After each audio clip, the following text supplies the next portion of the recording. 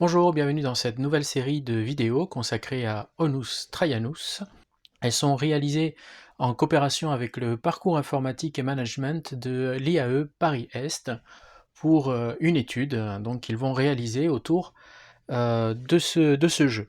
Ils m'ont donc proposé de faire quelques vidéos autour de cette simulation historique pour leur montrer les règles et comment on joue, ce que j'ai accepté bien volontiers. Donc on est bien d'accord qu'il n'y a aucune rémunération ni aucun placement produit dans cette vidéo. Eh bien nous allons commencer avec un format un peu particulier, comme vous allez le voir. Toutes ces vidéos vont être placées dans une playlist, et ce sont des vidéos courtes qui montrent quelques points de règle. Dans cette vidéo, nous allons nous intéresser au mouvement. Comme vous pouvez le voir, il y a des réglettes dans le jeu qui nous donnent donc un moyen de mesurer le mouvement. Pas besoin d'avoir votre ruban, votre mètre, hein.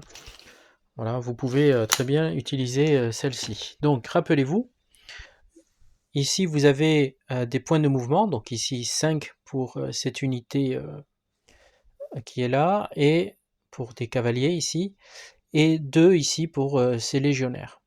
Comment savoir? En fait, ici, ce ne sont pas des centimètres, ce sont des unités de déplacement, enfin de distance, donc des DU, comme c'est indiqué dans les règles. DU, eh bien, quand vous prenez votre réglette, c'est ça. C'est entre le 0 et le 1, c'est 1 DU. Ça fait 5 centimètres. Donc celle-ci pourrait bouger de 2. Donc, on est là, hein, voilà, et on avance. 1, 2. Vous avez donc bougé de 2. Celle-ci peut avancer beaucoup plus, puisque elle peut donc aller jusqu'à 5 DU. Donc ça va faire, si on part de là, on va partir de tout là, voilà. Sinon on va pas avoir le temps, donc enfin la distance. 1. Donc on est là, on commence. 1, 2, 3. On reprend. 3, 4 et 5. Voilà, j'ai consommé tout mon mouvement.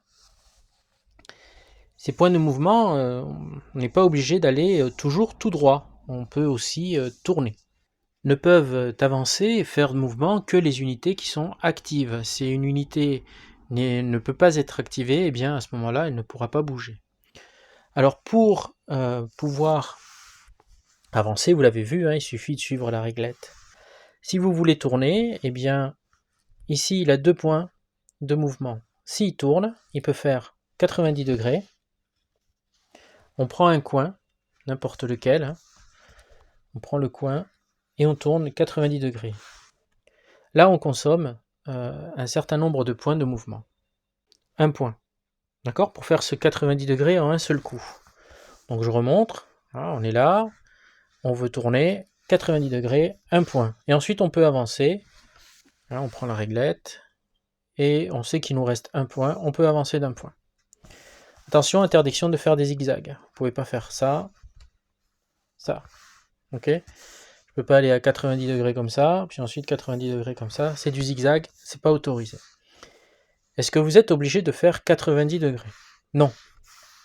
Vous pouvez bouger simplement environ 45 degrés. Ça vous coûte un point. Et ensuite avancer. Alors ici, avancer de 1 juste. Donc voilà pour le mouvement régulier. Attention, vous ne pouvez pas chevaucher une autre unité. Le seul moment où c'est toléré, c'est lorsque vous êtes en train de faire mouvement, alors même si c'est une unité amie, hein. Lorsque vous êtes en train de faire mouvement et que vous allez chevaucher, parce que vous avez tourné, vous allez chevaucher juste momentanément le temps de passer, hein, voilà. Mais vous ne pouvez pas finir en train de chevaucher une unité, qu'elle soit amie ou ennemie. Pendant le mouvement, il n'est pas autorisé de traverser les unités ennemies. Vous ne pouvez pas faire ça, c'est interdit. Sous certaines conditions, vous pouvez traverser les unités amies. Vous pouvez donc traverser les unités amies, sauf si l'unité que vous allez traverser est déjà dans une formation spéciale active, donc c'est un marqueur bleu. Donc à ce moment-là, vous ne pouvez pas. Ou alors si cette unité est engagée en combat, alors vous ne pouvez pas vous amuser à venir la traverser, hein, vous ne pouvez pas. Et on ne peut pas non plus traverser une unité amie si c'est une troupe d'éléphants en fuite. C'est un peu risqué.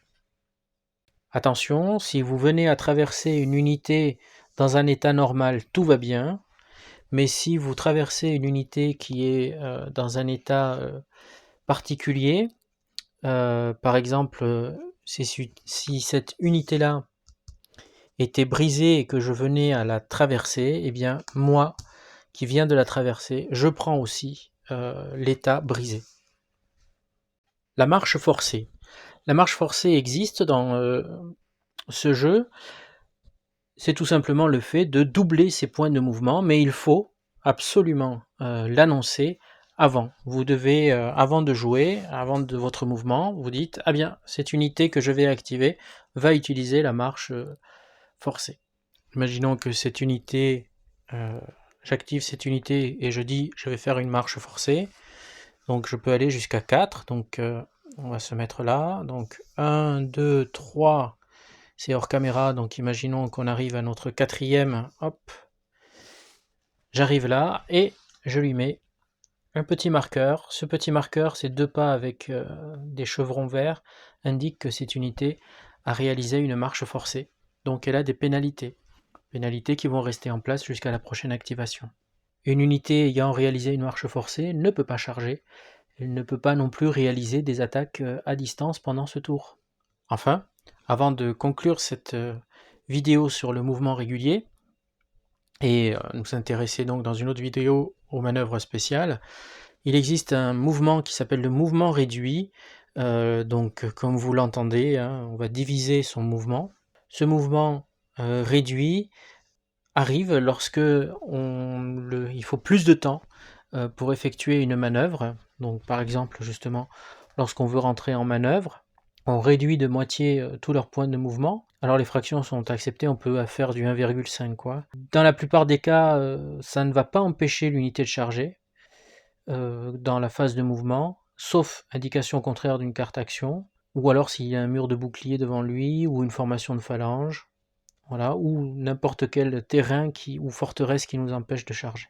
Voilà, alors les unités qui sont dotées du tir font une exception à cette règle, car elles peuvent effectuer une manœuvre spéciale en utilisant leur pleine valeur de mouvement, et même effectuer des attaques à distance, ou même des charges.